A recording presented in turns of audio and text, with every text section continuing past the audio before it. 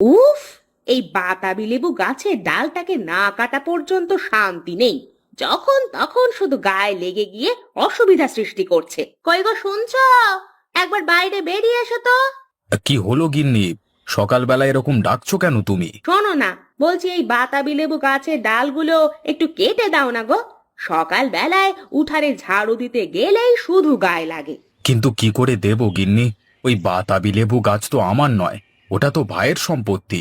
তা হোক, কিন্তু গাছের ডালটা তো আমাদের বাড়ির উঠানে চলে এসেছে। এখন তুমি এটা একটু কেটে ফেলবার ব্যবস্থা করো না গো।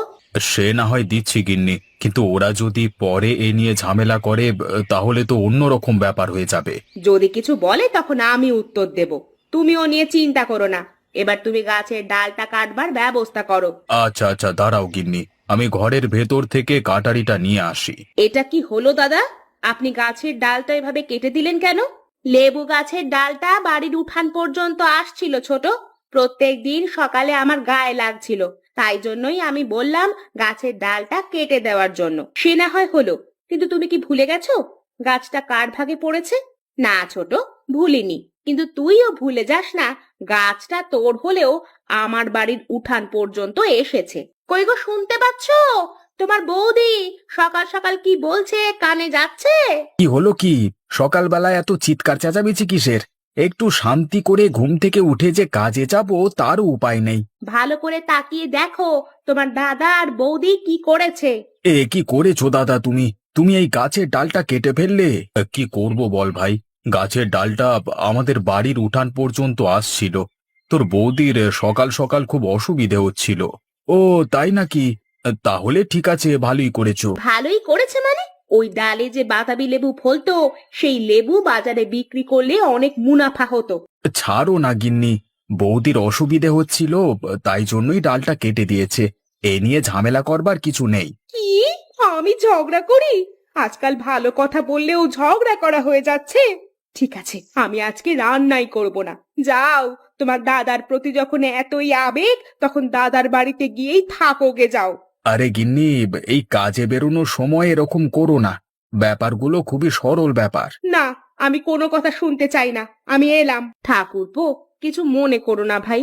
আমি বুঝতে পারিনি আমার জন্য সকাল সকাল তোমাকে এত কথা শুনতে হবে। তুমি বরং আমার বাড়িতে কিছু মুখে দিয়ে তারপরে কাজে যেও, কেমন? না বৌদি, ও নিয়ে আপনি চিন্তা করবেন না। আমি দুটো কিছু খেয়ে নেব। দাদা, বাজারে দেখা হচ্ছে কেমন? ঠিক আছে, তাই হবে। কি গো, বলি সকালবেলা এরকম করে বসে থাকলে হবে? তাহলে আমাকে কি করতে হবে গিন্নি? বলি রামুকে সাথে নিয়ে একবার বাজার থেকে ঘুরে এসো। ঘরে তো কাঁচা বাজার কিছুই নেই।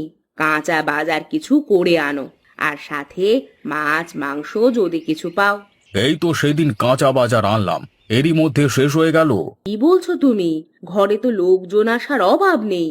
প্রতিদিনই তো এটা সেটা লেগেই আছে। তো এত যে তরকারি রান্না বান্না করতে হয়, সেগুলোর জন্য কাঁচা বাজার আসবে কোথা থেকে শুনি? তা তুমি ঠিকই বলেছ গিন্নি। মাঝে মাঝে আমি ভুলেই যাই যে আমি এই গ্রামের মোড়ল। নাও নাও, এখন হাসি বন্ধ করে দয়া করে বাজার থেকে ঘুরে এসো।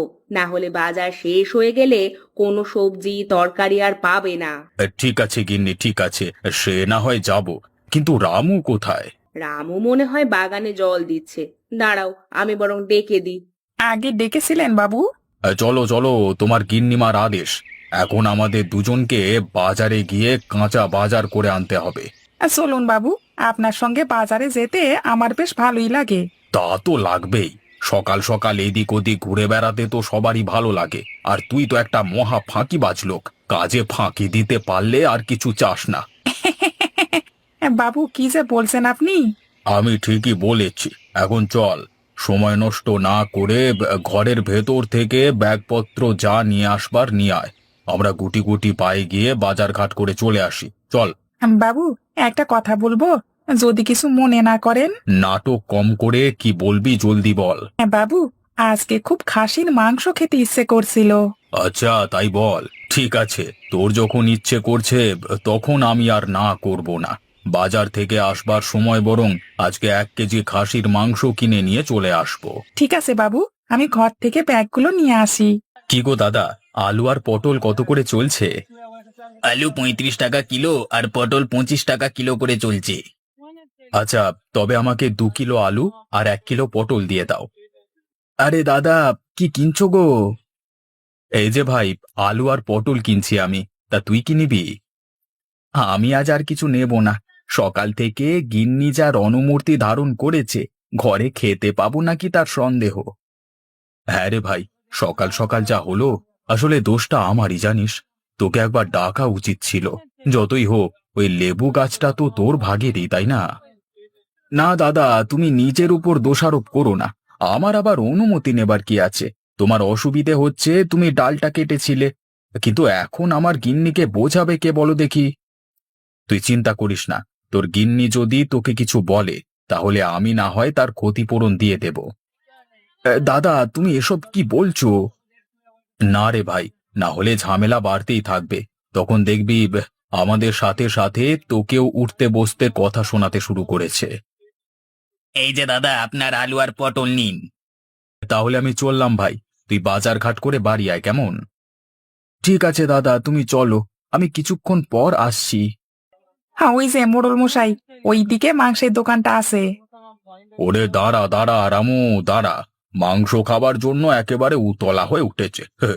চল চল, আগে আমরা কাঁচা বাজারটা করে আনি। আচ্ছা, তাই চলুন বাবু। এই যে ব্যবসায়ী, তা আলু আর কাঁচা মরিচ কত করে দিচ্ছ? আরে মোড়ল মশাই যে, আসুন আসুন। আলু চলছে 35 টাকা কিলো, আর কাঁচা মরিচ চলছে 70 টাকা কিলো। আপনাকে ক কিলো দেবো বাবু? বেশ, তবে আমাকে 3 কিলো আলু আর 2 কিলো কাঁচা মরিচ দিয়ে দাও। আচ্ছা বাবু, দিচ্ছি। হ্যাঁ বাবু, হ্যাঁ, রতনের কাছে খাসির মাংস খুব ভালো পাওয়া যায়। বাবা রে বাবা, এ মাংস মাংস করে সকাল থেকে একবারে খেপিয়ে দিলি। আচ্ছা চল চল, রতনের দোকান কোন দিকে, আমাকে নিয়ে চল। চলুন বাবু, আপনাকে নিয়ে যাচ্ছি। আরে মোড়ল মশাই, আসুন আসুন। আপনার পায়ের ধুলো যে আমার দোকানে পড়বে, সেটা আমি ভাবতেই পারিনি। না, আমিও ভাবতে পারিনি যে আমি আজকে তোমার দোকানে আসব, কিন্তু এই রামু আমাকে কিছুতেই ছাড়লো না। কেন বাবু, রামু কি মাংস খাবে বলে জেদ ধরেছে নাকি? তাহলে আর কি বলি, সকাল থেকে জেদ ধরে আছে, আজকে খাসির মাংস খাবে। তা ওকে তো আর না বলতে পারি না আমরা, তাই জন্যই তোমার কাছে মাংস নিতে এলাম। হ্যাঁ, তা বাবু বলুন, আপনাকে কেমন পিস দেখে দেব? বেশ ভালো ভালো পিস দেখে মাংস দিও তো। রামুকে আজকে ভর পেট মাংস খাওয়াবো। হ্যাঁ বাবু, দিচ্ছি দিচ্ছি। তুমি কি সত্যি সত্যি দুপুরের খাবার রান্না করনি? তুমি কি ভাবলে আমি তোমাকে মিথ্যা কথা বলছি নাকি? কিচ্ছু রান্না করিনি আজকে আমি। যাও, তোমার দাদার বাড়ি থেকে খেয়ে এসো। এরকম করলে হয় নাকি? তুমিও তো তাহলে না খেয়ে থাকবে আজকে। আমার কথা তোমাকে চিন্তা না করলেও হবে, তুমি তোমার বিষয়টা দেখো। ছোট, কই রে ছোট, একবার বেরিয়ে আয়। এ কি দাদা বৌদি, তোমরা এখানে? ঠাকুরপো, সকালে যে ঘটনাটা ঘটলো তার জন্য আমরা খুবই আফসোস করছি। ছোট, তুই তো আজকে অভিমানে রান্নাও করিসনি। সকালের কথা ভুলে যা বোন। এই নে, তোদের জন্য খাবার এনেছি। ও খাবার আমি মুখেও তুলবো না। এরকম করে বলিস না ছোট। কি একটা ছোট ব্যাপার নিয়ে মনোমালিন্য হলো, তাই নিয়ে তুই এখনো পড়ে আছিস? ওটা ছোট ব্যাপার নয় দিদি। আমার ভাগের লেবু গাছের ডালটা তুমি কেটে দিলে আমাকে না জানিয়ে। ছোট বউ, মানছি আমাদের ভুল হয়েছে, কিন্তু তুমি আর রাগ করে থেকো না। তুমি আমার ছোট বোনের মতো। তোমার ক্ষতি যদি কিছু করে থাকি, তবে সেই ক্ষতিপূরণ আমি তোমাকে দিয়ে দেব। এখন এই খাবারটা নিয়ে গিয়ে তোমরা দুজন মিলে খেয়ে নাও। দাও দাদা দাও, খাবারের সুগন্ধে আমার পেটের খিদেটা আরো বেড়ে বেড়ে যাচ্ছে। হে গিন্নি, গিন্নি তুমি এখনো দেখো, খাবে কি খাবে না বলো। আমি খাবো না যখন বলেছি তখন খাবো না। ঠিক আছে দাদা বৌদি, তোমরা কোনো চিন্তা করো না। ও খাবে না যখন আর কি করা যাবে বলো। যাও, অনেক বেলা হয়ে গেল, তোমরা খেয়ে নাও বরং। ছোট, অভিমান করিস না বোন, খেয়ে নিস কেমন? আমরা এলাম।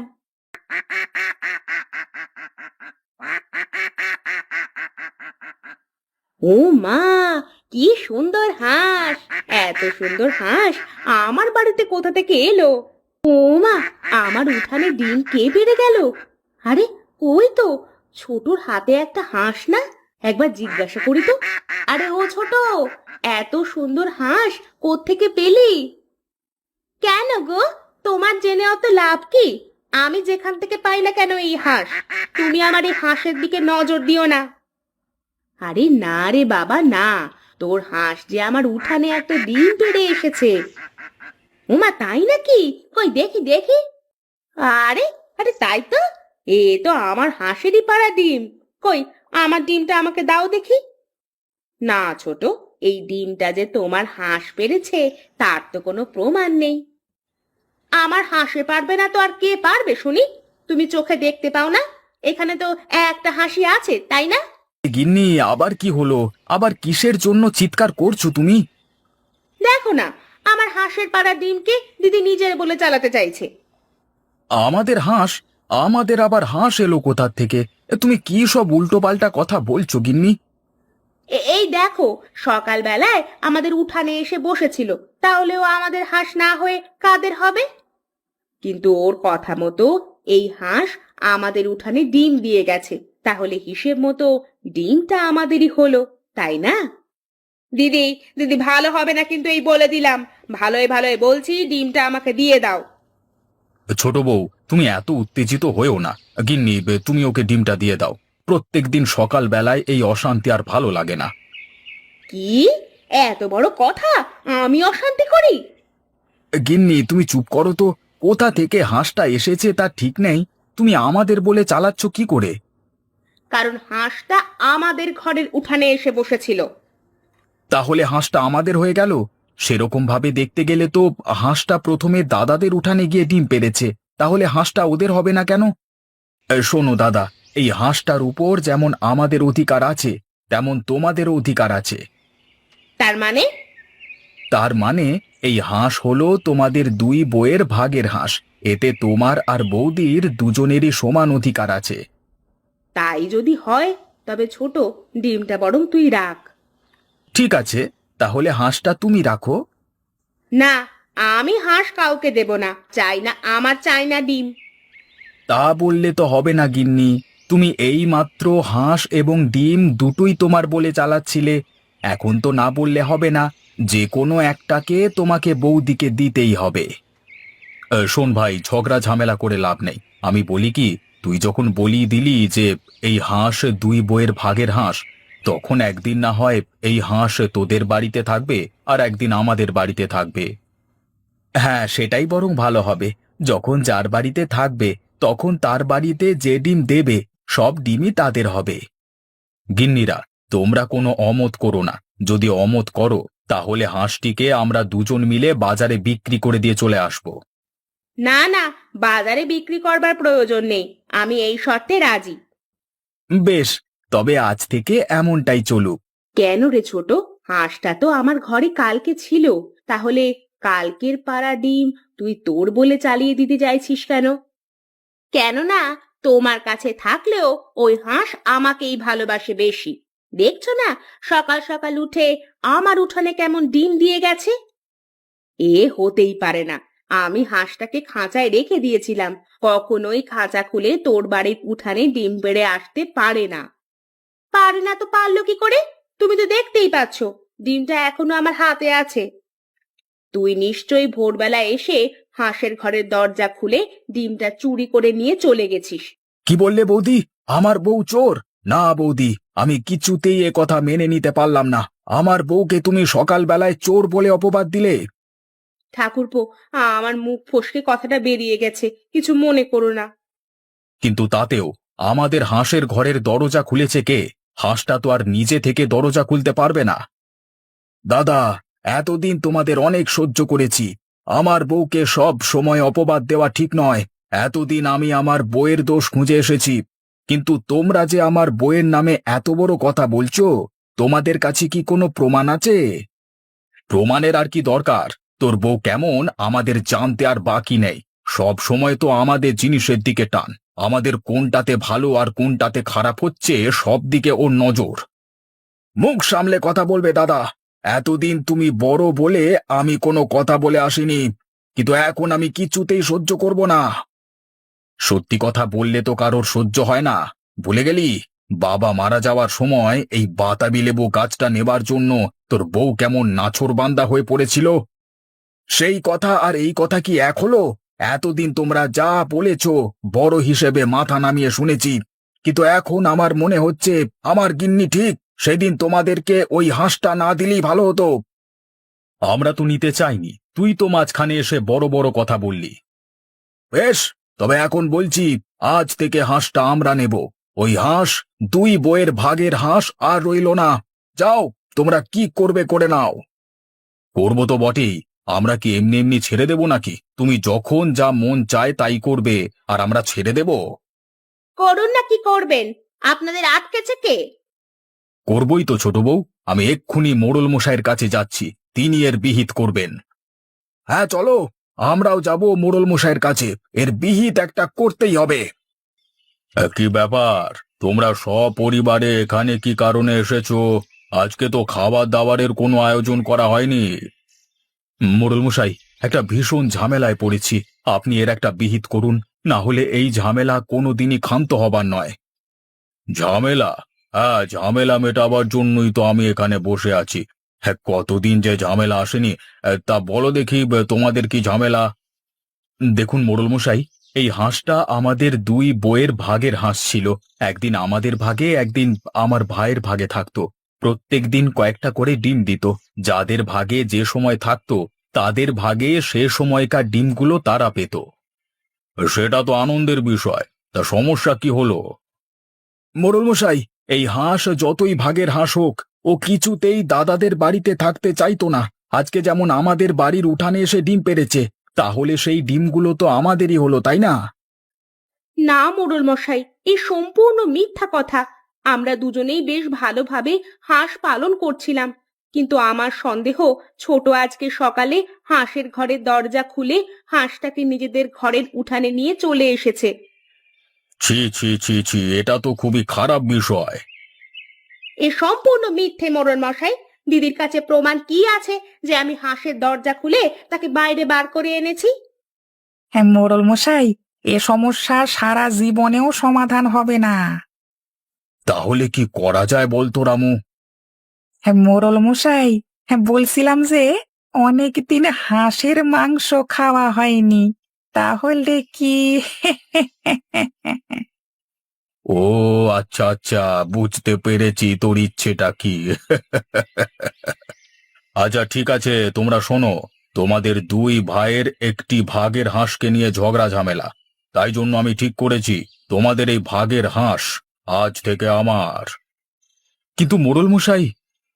কোনো কিন্তু নয় সুখেন, এটাই আমার শেষ বক্তব্য। তোমরা তোমাদের দুই বইয়ের ভাগের হাঁসটিকে রেখে এখন এখান থেকে এসো।